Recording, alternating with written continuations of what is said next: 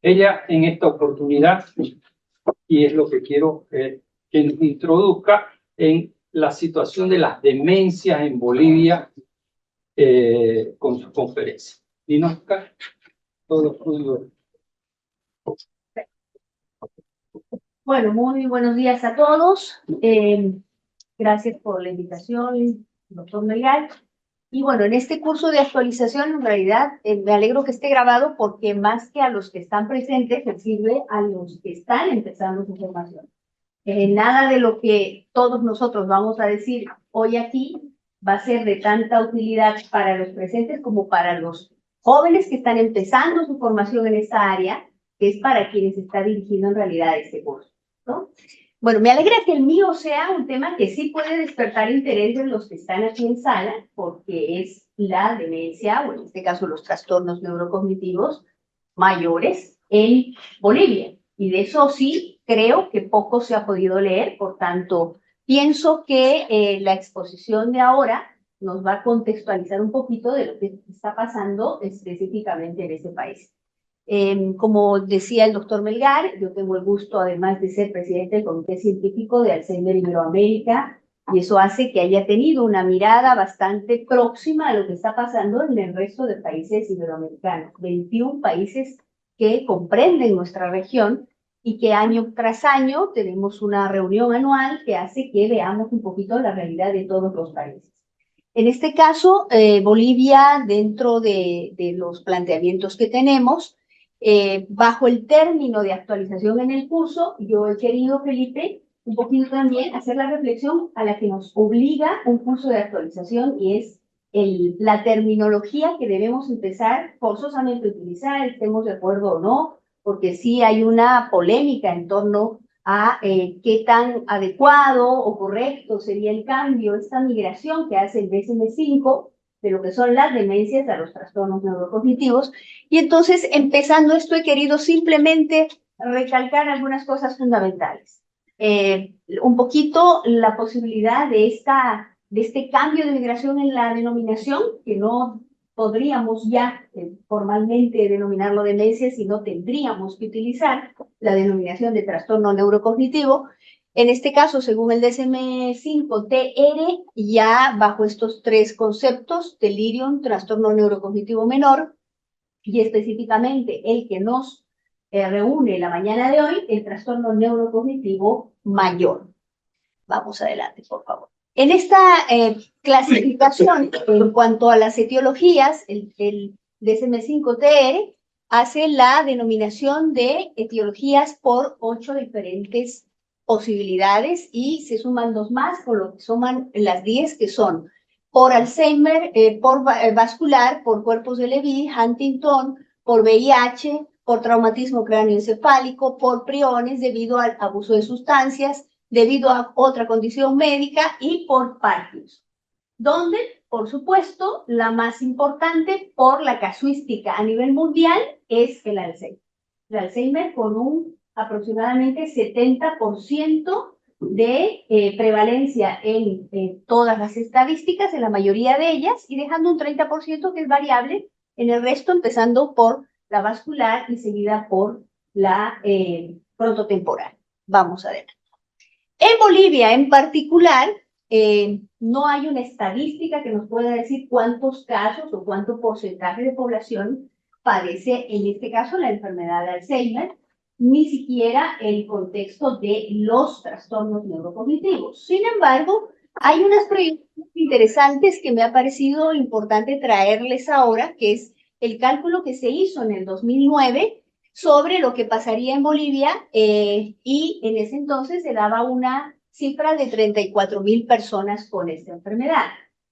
Esto respondía a un estudio que hizo la Organización Mundial de la Salud para poder determinar de qué manera podría proyectarse la enfermedad en todo el mundo. Años más tarde, en el 2015, se hace una publicación desde Alzheimer Disease International con la colaboración de la Organización Mundial de la Salud, y se proyecta que para el año 2050 Bolivia va a tener un incremento de 447% en sus casos de trastornos neurocognitivos de este tipo. 447%, que en la región se constituye en uno de los porcentajes más altos, seguido por México con 418 y Perú, que es otro de los países que está con un porcentaje alto de posibilidad de incremento.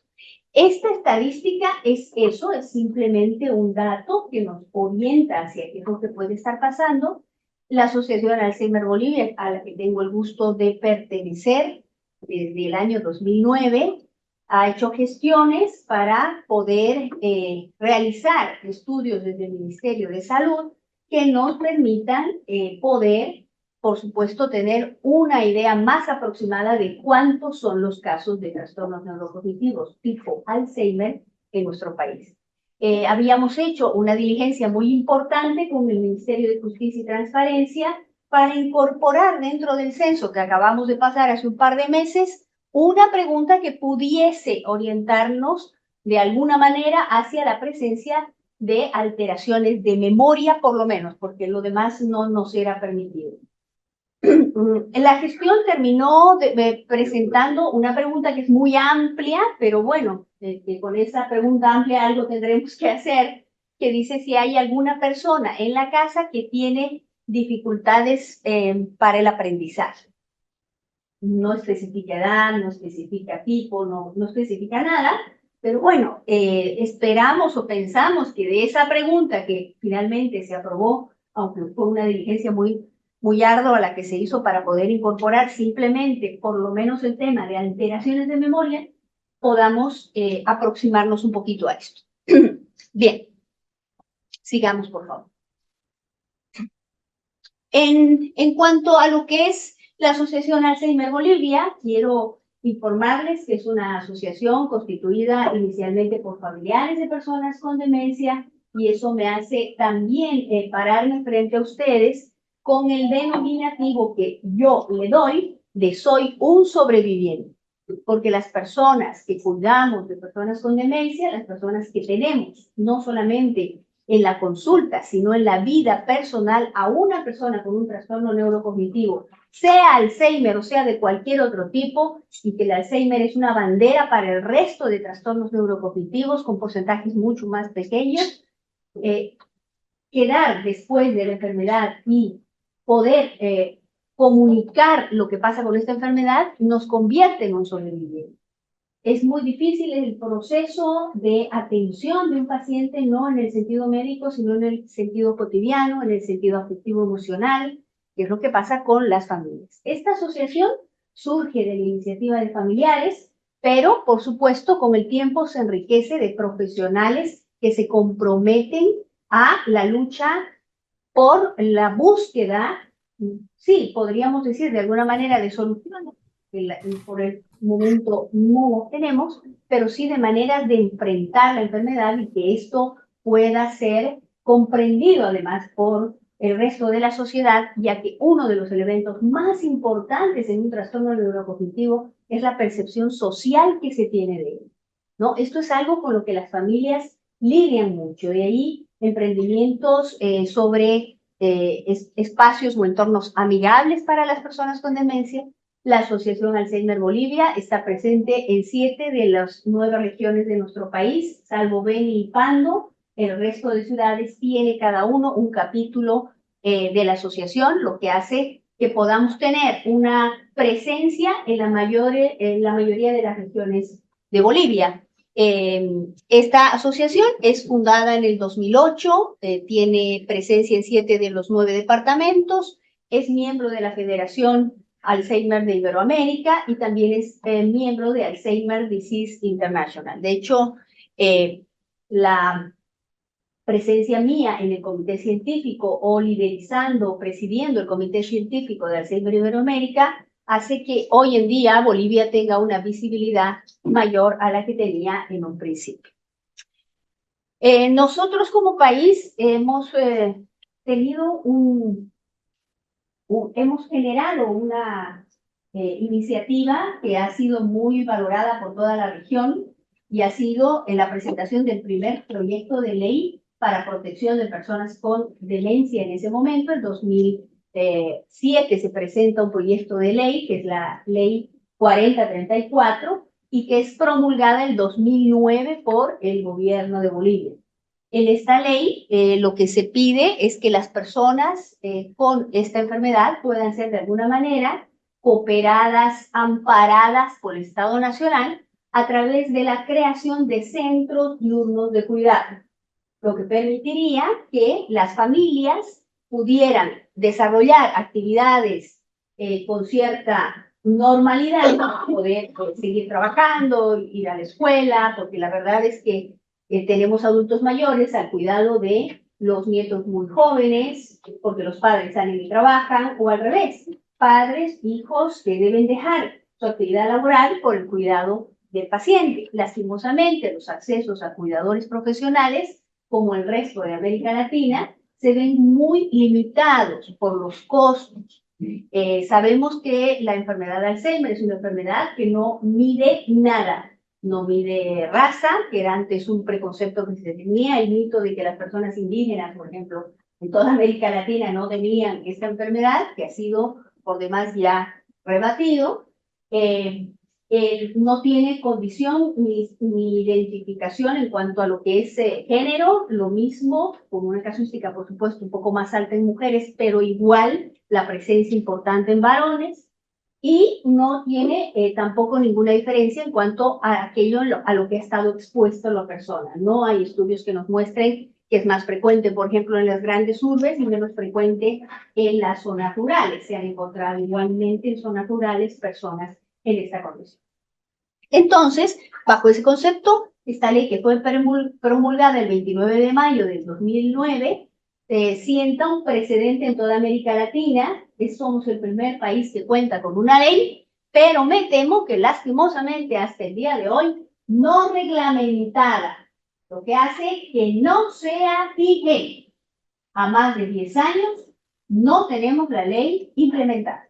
La tenemos en papel, está bonito en una gaceta del Estado, y estamos luchando desde entonces porque esta ley sea reglamentada. Sin embargo, a nivel del impacto en la región, en Argentina, en Colombia, en Brasil, en Perú, en Costa Rica, hemos sido un ejemplo para que esos gobiernos digan, ah, caramba, si Bolivia tiene una ley, es un antecedente, pues nosotros debemos generarlo. Y ahora tenemos que felicitar a países como Perú, Chile, Costa Rica, que tienen planes nacionales de Alzheimer en sus países, y que es hacia donde nosotros, por supuesto, queremos ir. En cuanto a los datos que existen, se ha declarado la década del envejecimiento saludable desde el 2021 hasta el 2030, y para esto o con esto lo que han tratado de hacer la OPS es generar en los gobiernos acciones que vayan hacia este envejecimiento saludable como una medida de prevención, por supuesto, de lo que es el deterioro cognitivo y de lo que es la posible presentación de más casos. Entonces, a nivel nacional han habido la generación de lo que son las asociaciones de adultos mayores, que creo que es un paso importantísimo, donde a los adultos mayores se los ha empoderado y se les ha dado la posibilidad de que sean ellos los artífices de la lucha por sus propios derechos. Entre ellos, nos está costando muchísimo, estimados colegas, que ellos entiendan la presencia de esta enfermedad.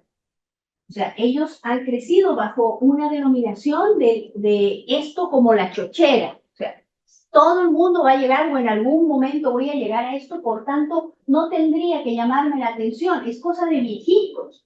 Y sabemos por demás que ese concepto es absolutamente errado. Existe un envejecimiento saludable, no patológico, que no tiene por qué expresarse con pérdidas progresivas de memoria, con pérdidas de identidad.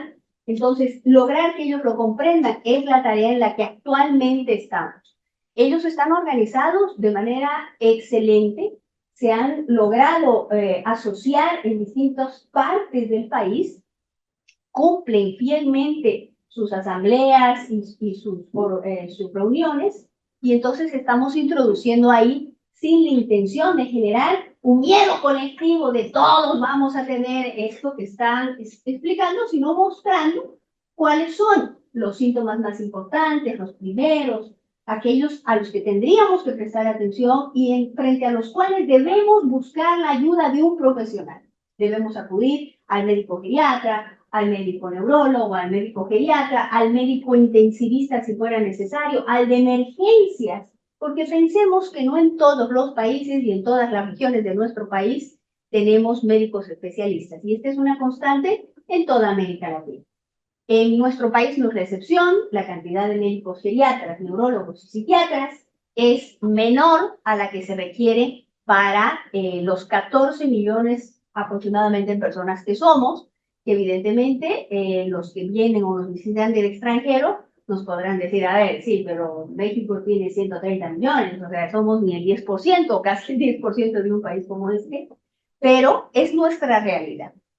Somos aproximadamente 14 millones de personas y aún con 14 millones de personas no contamos con la cantidad de geriatras, psiquiatras y neurólogos suficientes para la atención de todos. Por tanto, el médico de base, el que debería estar de alguna manera sentado aquí, que son los médicos que están empezando la residencia o que ya están terminando residencia, que son los juniors, ellos son los que van a tener que hacer esta identificación.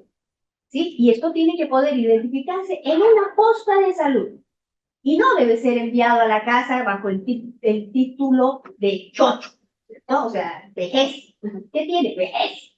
O sea, vejez es una etapa de la vida, no es un estado.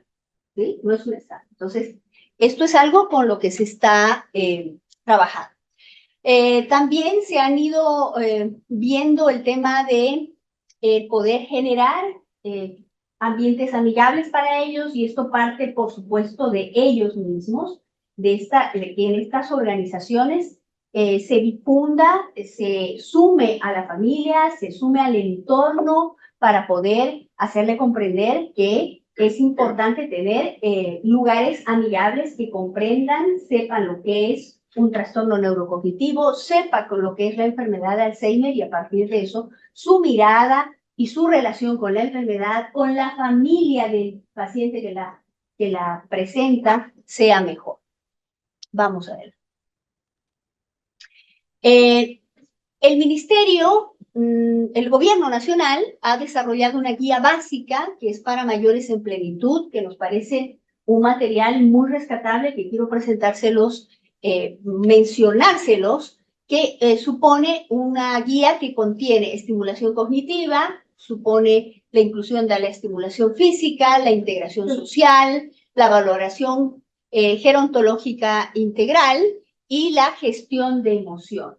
Este material está siendo difundido a esa asociación que es ANAMPO, que es de adultos mayores en todo nuestro país, y a partir de esto estamos iniciando un poco el tema de conciencia social sobre la presencia o posibilidad de deterioros cognitivos en estas poblaciones.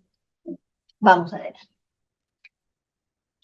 En cuanto a los aspectos legales, bueno, las defensorías del pueblo, las defensorías están comenzando a tomar también conciencia de la presencia de posibilidad de problemas entre la tuición, por ejemplo, de estas personas. Vamos a tener nosotros en el mes de noviembre, como les anticipaba el doctor Melgar, un ciclo de talleres destinado específicamente a familiares y cuidadores, donde vamos a abordar los aspectos legales, cómo la justicia nacional protege o desprotege al adulto mayor, y este es un tema que vamos a tener que conversarlo mucho, justamente porque es necesario instaurar o implementar una política de Estado que proteja a las personas con trastornos neurocognitivos tipo Alzheimer o cualquier otro tipo en todos los aspectos. Se está trabajando también en lo que son las capacitaciones. Las capacitaciones intentan llegar a todos los sectores de la población. Estamos trabajando en asociaciones con universidades, por ejemplo, socios estratégicos, como pueden ser las universidades, para capacitar a profesionales en distintas áreas, no solo en medicina, en psicología, en educación, en actividad física. Necesitamos preparar a profesionales en equipos multidisciplinarios que puedan atender a estas personas, ¿no? Entonces, una relación muy directa con las universidades para poder desarrollar esto. Esta es la publicación que sacaba en el 2015, donde nos hablan de que más de 10 millones de personas viven con demencia en la región de las Américas, y eso supone evidentemente un dato muy importante. Esto es lo que va a pasar según ese estudio en 20 años, y como ustedes pueden ver, América del Sur, si están gentil de ir para atrás, América del Sur está con el 77% de los casos. Por tanto, es un dato que desde la Organización Panamericana de la Salud tenemos que tomar en cuenta. Los datos que nos presentaba la OMS en el 2015 con 447, Colombia 450, Perú con 409, Venezuela con 491 de posibilidad de incremento hasta el 2050.